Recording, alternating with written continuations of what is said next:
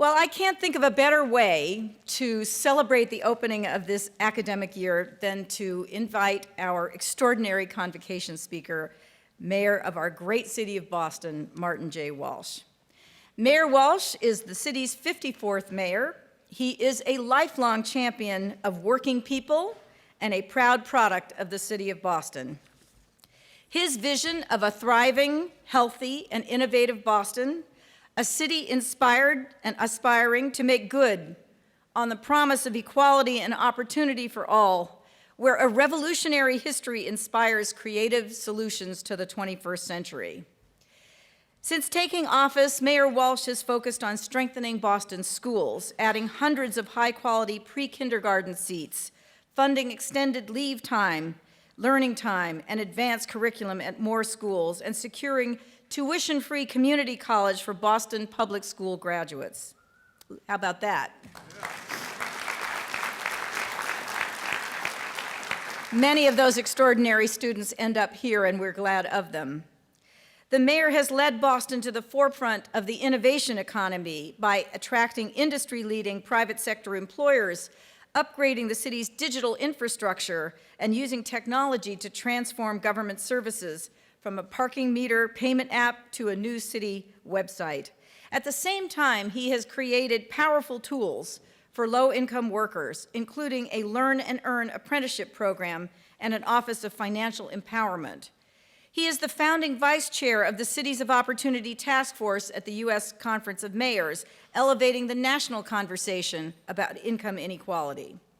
The Walsh administration has addressed tremendous need for housing in this city, with an ambitious plan setting records for new, affordable, and middle-class homes. In addition, it has built state-of-the-art homeless shelters and gotten the city on a path to effectively ending chronic homelessness. His administration was hailed by President Obama for expanding young people's opportunities and breaking new ground in crime prevention and police-community relations. The city of Boston, our home city, has been recognized for creating the very first municipal Office of Recovery Services to prevent and treat substance abuse, the first cultural plan in a generation to restore Boston's identity as an arts leader.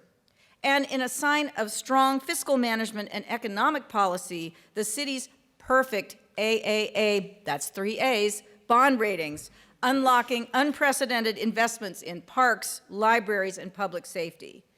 Finally, the mayor has invited the people of Boston to help build a blueprint for the city's future in Imagine Boston 2020, the first citywide plan in half a century. It's worth remembering that Mayor Walsh also made his mark, maybe his first mark, as a labor leader. After following his father into Labor's Local 223 in Boston, he rose to head the Building and Construction Trades Council from 2011 to 2013. He worked in business, with business and community leaders to promote high-quality development and created a program called Building Pathways that has become a model for increasing diversity in the workplace and providing good career opportunities for women and people of color.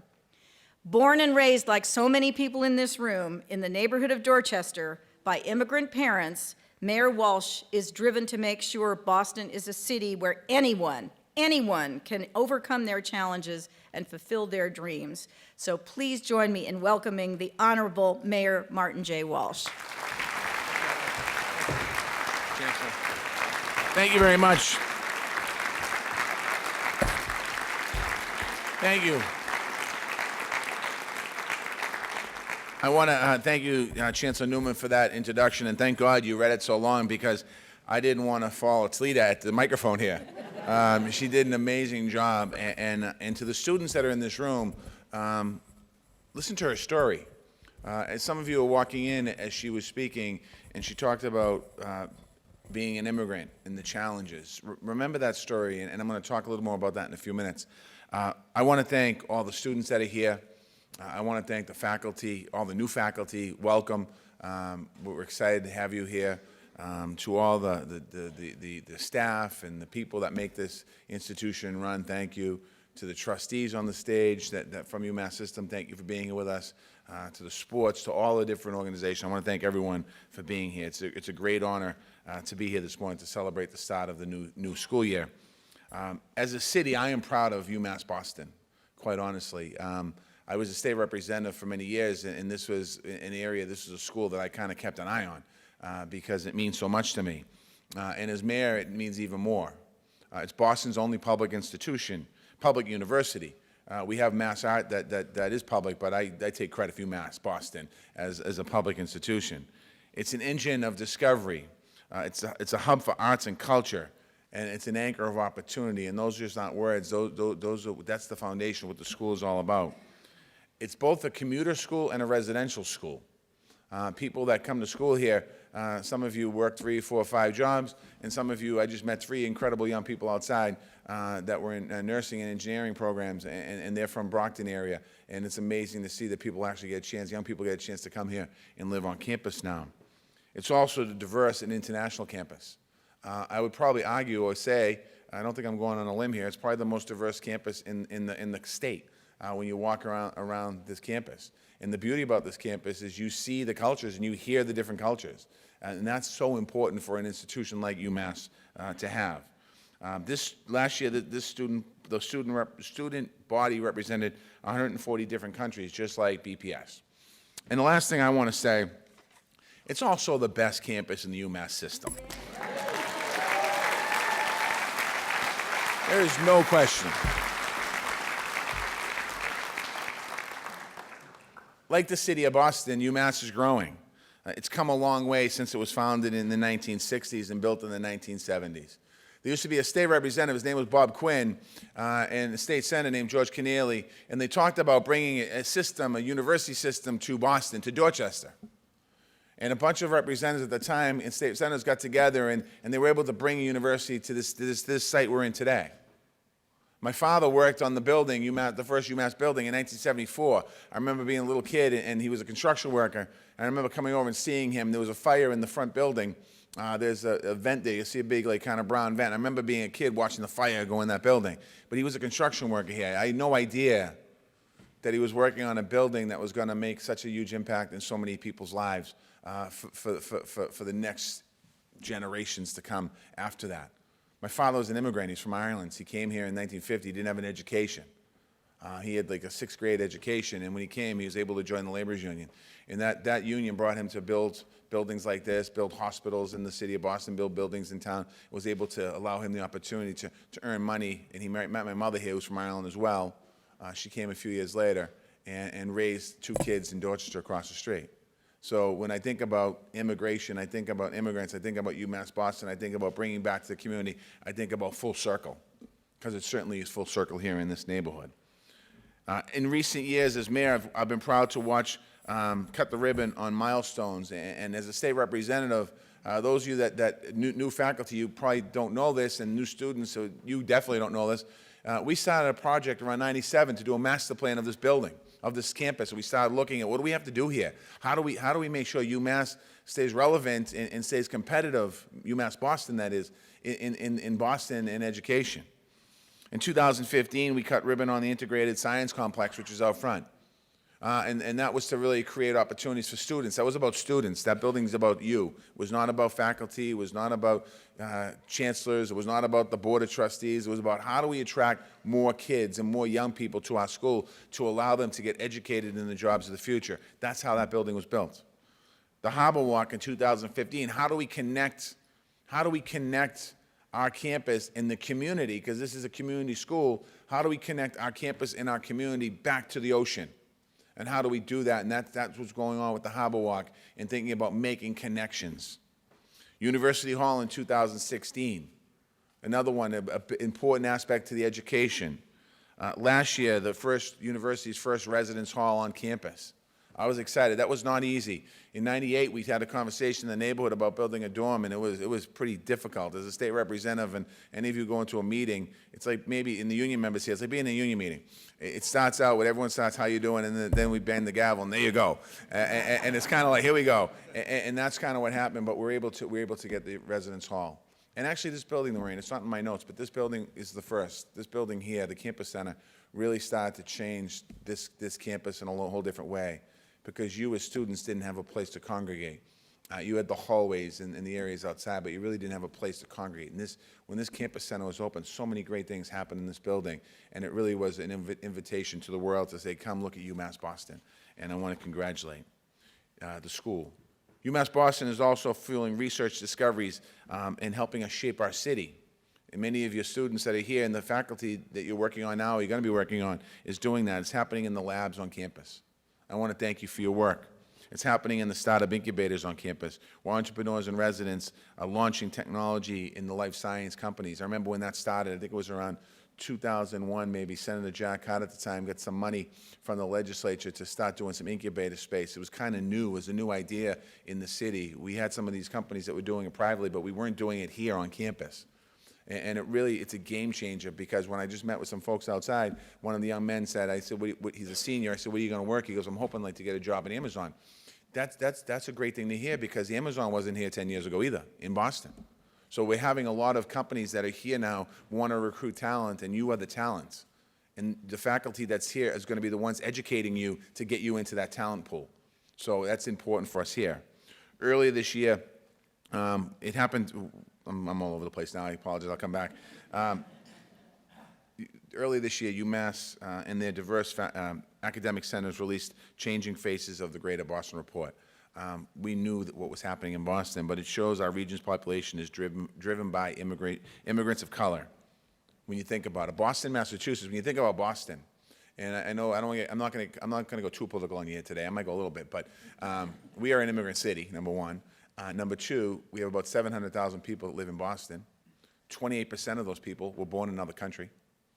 48% of those people are first generation, like I raised my hand. And then if you go on the line, about nearly 100% of our city, we're sons and daughters of immigrants. Our families came from another place. They came here for different reasons. Some of them came. My father came here, quite honestly, to earn some money and send it back to his family in Ireland so that they could raise his younger brothers and sisters. My mother came to this country when she was 17 years old, 16 and a half, 17.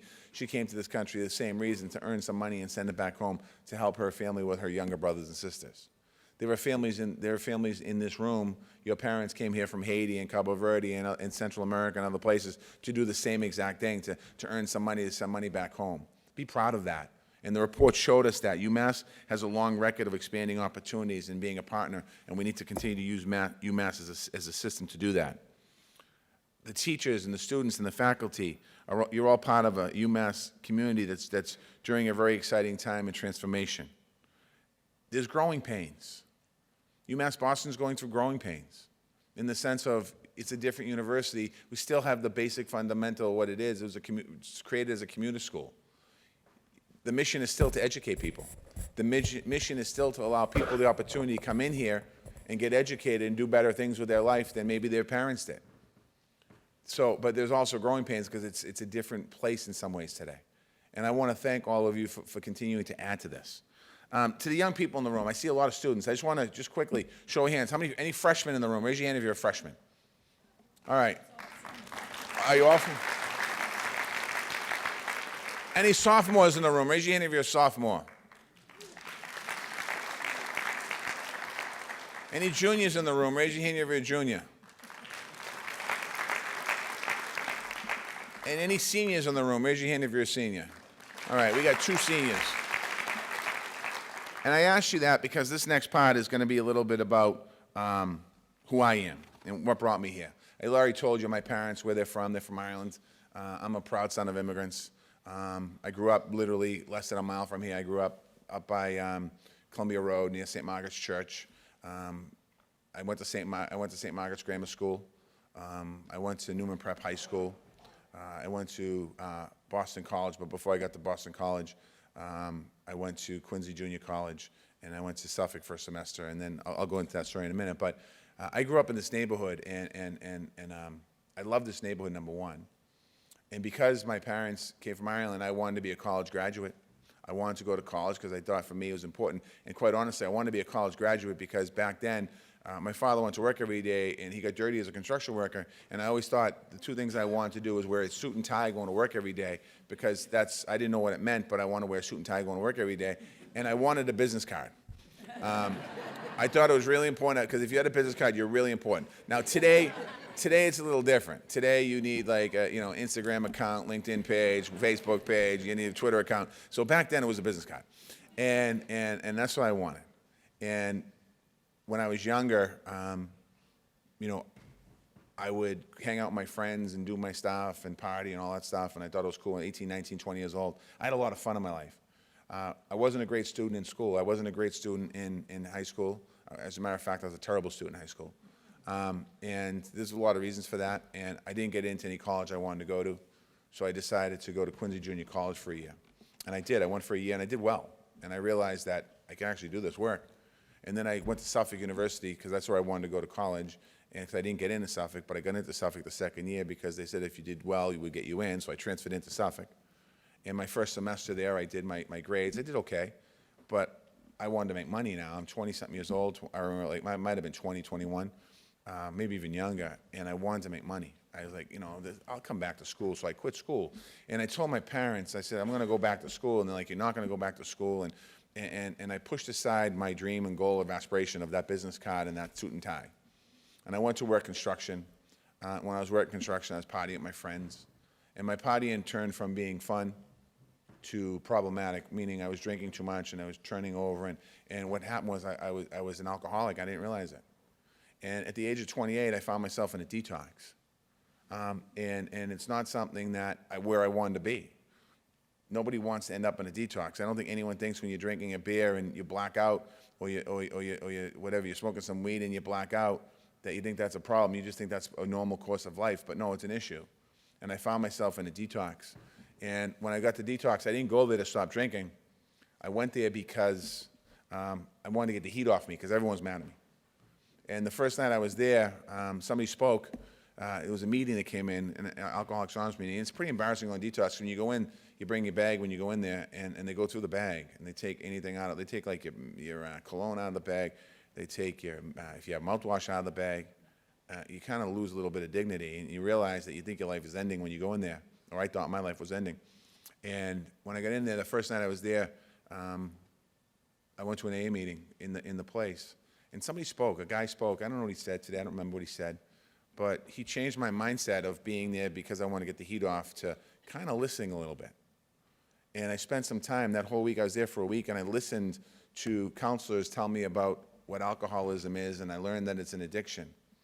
And I learned about what cravings are, and I learned about what yet is. And a yet for me is I'm not a drug addict because I never did drugs, but for me, if I pick up a drink today, there's no choice, no chance, it might happen that I will actually use drugs. I just didn't at the time because I didn't want to ruin the buzz when I was drinking, quite honestly. When I got out of there, something really profound happened. My life started to get better. I didn't go back to the bar rooms. I did go back to the bar rooms. I drank after a little while, but I was telling the guy in a meeting, one AA meeting, that I still hang out at the bar I used to drink at, and I drink ginger ale, and he flipped out. He goes, you can't go there because it's a trigger for you. And I filled my life with Alcoholics Anonymous meetings, and I filled my life with coaching. I was coaching Little League and running Little Leagues and doing all that stuff. And what happened was, slowly but surely, my hope and my desire for what I wanted to do with that business card changed into, I knew what the business card meant. It meant a career, and it meant pursuing a dream. And a year and a half later, I was pursuing my dream. I was running for state representative for Dorchester, and I ran and I won. And I also understood that it was important for me to get my college degree to go back to school. And I went to Boston College, and I enrolled in the night school. It's called the Woods College now. It was called Advancing Studies. And I went to Boston College. And while I was working as a state rep, I was going to school. And it was hard. It was hard. I can't tell you the amount of times that I drove to school, and I was sitting in front of, parked on Beacon Street, and I'm looking at the clock, and I'm thinking, I don't need this. I think I quit school in my head probably over the course of a bunch of years, 1,000 times. I said, I don't need this. And then the little voices say, you need to get the college degree. And because two people had challenged me years before that. They had said, when I dropped out of school, they said, you're not going to go back to school. And I respected these two people. And for like literally 15 years, they're in my head. Like, I think about them all the time, and I'm like, these bastards are in my head. I can't get them out of my head. And I chipped away one class at a time. And the last night of school, I went into my class. I remember I go into my class. I did my last class at Boston College. I was pretty pumped. It took me like 35 years. I was pretty excited. I didn't live on campus. because I could be the parents now of the kids on campus. And I got to my car, and the first person I called was my mother, to let my mother know, my father had died, to let my mother know that I graduated, I finished BC today, Mom. And she was excited, because she was excited of being an Irish mother from Ireland, excited about that her son graduated college #1 and Boston College #2. I called those two people from years before that told me I was going to quit. And I called them both separately, and I thanked them. I thanked them because I said, if it wasn't for you, there's a good chance I wouldn't have graduated, I wouldn't have finished my last class at Boston College tonight. Because sometimes it's that challenge, that inspiration that you need. My message to the young people in this room, particularly to the freshmen and sophomore and juniors, there's a couple seniors here. If you quit now, seniors, there's something wrong with you. So I don't, you're almost there. You have like 6 classes left. Like, you can do it. Suck it up and get it done. But to the freshmen and the sophomores and the juniors and other kids here, there's going to be days when you want to quit. But it's important for you to keep an eye on what your future is. Because your decisions as young people have consequences for you and your families. Your decisions, if you quit school, you don't have an opportunity to access some of these great companies that are coming to our city. You don't have bragging rights in your families to tell your families that you graduated college. You shut off a whole bunch of opportunities that you otherwise don't know if you'd ever have. If I decided to quit school back in 1997, 98, 99, 2000, 2001, 2, 3, 4, 5, 6, 7, 8, 9, 10, when I was running for mayor, I couldn't stand on a stage and say, I went to Boston College. When I was on the stage, I couldn't talk about what my college experience did for me. That would have been missing out of my story. People in Boston would say, oh, I love Marty Walsh, he's a nice guy, but you know something, he graduated high school. Do we want our high school graduate to be the mayor of the city? Maybe, maybe not. It's important because it's about connections. Because while I was in college, even though I was older, I was in a class with Mr. Murphy, who he was doing writing. And Mr. Murphy used to have us go in front of the class and present our story the way we wrote it, not just read the story like I'm reading the speech, but read the story the way we wrote it. And what Mr. Murphy didn't realize at the time, that Mr. Murphy was giving me confidence in my life to be able to do public speaking, even though I was a state representative, but he was giving me the confidence to be able to write a narrative and a story, to be able to tell that story to the audience and how to do that. That was important for me. Or it was important for me to be in theology class and learning about other religions, because I'm a Catholic, so we pretty much, Catholics pretty much stay to ourselves. We go to church, we get up, we kneel down, we pray, we do this, we go out, we try to get in there for 45 minutes. If the priest does it in 35 minutes, even better, 15 minutes, even faster, if we can get out of there. But I had a chance to hear other religions. And, and one of my professors was a Methodist. I think he was a Methodist. And I kind of went to him, I go, you have an interesting religion. I said, I kind of like your religion. He said, you should come join us. I said, my mother will kill me if I go to see you. But my point is, when you're the mayor of the city and you're talking to people, there's all kinds of different cultures and faiths in the room. It's not simply Catholicism. Some people don't believe in anything. That's okay. Some people are Muslim. Some people are Baptist. All the different religions out there. Some people Jehovah. It's important. I learned that at school to understand the different cultures and different religions. I learned that in school. There's so many other things I learned. So my message to the students in this classroom, in this room today is, when I went to orientation, I thought that's what this was today, orientation. It was convocation. I had to ask Tyler, can you tell me the difference between convocation and orientation? Because I know graduation, and I know it, and, So I went to orientation. And a guy got up and he told a whole bunch of funny stories in my first day at Boston College. And he says, don't do what I did. And he got up and he talked about how he quit school. He talked about how he was an alcoholic. He talked about all these different things, and I could completely identify with him. I identified everything he said. I identified every single thing he said. Except the one thing I didn't listen to him when he says, don't drag this out forever and don't quit school. And in my head, I quit literally 1,000 times, and I dragged it out forever. And what I'm saying to the students in this room is, stay focused, stay mission-driven. There's going to be difficult times. Ask questions. You're college kids, you don't ask questions. This is a true story. I'm in school, and I pick these classes as I'm picking my classes, and I try to pick the classes that only had tests, not papers. Swear to God. And I'd go in the first night, and I'd get the syllabus, and the syllabus would say, because it was only short. It was night school, so it was like, I think it was like 12 weeks or something. You fit in 2.5 hours every night. And I'd be like, it'd be like, okay, 3 weeks, and then paper 1 due, 3 weeks paper 2 due, 3 weeks paper 3 due, and then like, okay. And then that night I'd get up and smile, and I'd pull out my book and look for another class, and I'd withdraw and transfer into it. And so finally I said, like, I got to take some classes, and I was intimidated. I hadn't written a paper in forever. And I'm an older person now. I'm like not like 18 or 17. I'm like 20 something, maybe 30. And I walked into a professor one day, and I said, "Can I talk to you?" And they said, "Yeah." I said, "I'm kind of, I haven't really written a paper in a long time." And the professor said, "Come to my office after class." So after class, I went to the professor's office, and she took time to sit with me and explain to me what I learned in high school about setting up my story and how to do it.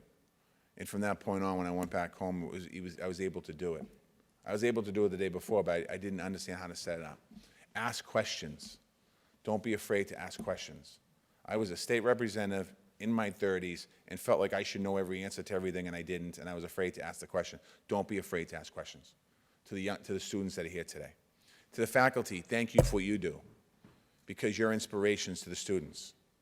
There are so many professors that I had at Boston College, and I remember a couple at Quincy Junior College as well, but in BC, that were inspirations to me, because I thought it was fascinating that people spent their entire career teaching and educating and giving knowledge to young people. Always keep that up front. No matter what's happening on the campus, no matter what's happening with all the conversations going on. I know there's conversations going on. It's no secret. But you are the bread and butter. You are the lifeline to this university. Without you, this university isn't the best in the system. Without you, the young people that graduate, and when they graduate in May or June, I think it's May, when they walk down that aisle, you are putting a whole bunch of people out in the workforce that we need in the city of Boston. You're educating so many young people that depend on you. So I want to thank you for that. I want you to remember to keep that up front. Particularly, not the older faculty, you've done it for a long time, the newer faculty. I know you're excited today. Keep that excitement. Talk to somebody who's been here for a long time. You need to keep that excitement moving forward. Because without you, we don't have UMass. We don't have UMass Boston. Quite honestly, we don't have a UMass system. So I want to thank the faculty.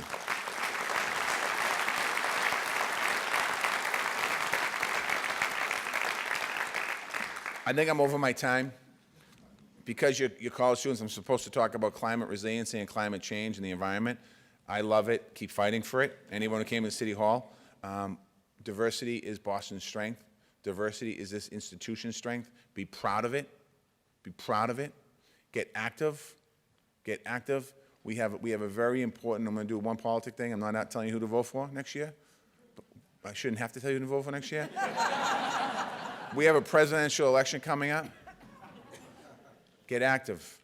What does that mean? That means understand who's running. That means get to know the candidates. That means make sure people are registered to vote. You might not be able to go on the campaign and go campaign in Iowa and South Carolina and all these places, but what you can do is get people registered to vote. Get people active in their community. Elections have consequences. Making sure that UMass Boston has a delegation at the State House and at City Hall that care about the future of this school is important. So make sure you get active and you stay active.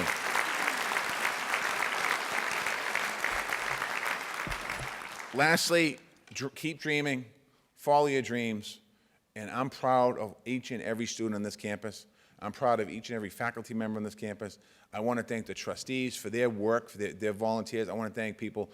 This is an amazing institution. Seniors, you are about to be part forever of an amazing institution. When you graduate, you're alum. Come back to the school and give back to the school. The students that are here, this is your school. Be proud of this school. Brag about this school. And dream big, and follow your dreams, because trust me, I follow my dream. I love what I do every single day. There's difficult times. But when I was a young kid, at some point in my life, I wanted to be mayor of the city of Boston. I grew up across the street. I grew up in Dorchester. I went to night school at Boston College. My parents are from another country. and I'm the mayor of the city of Boston. Thank you.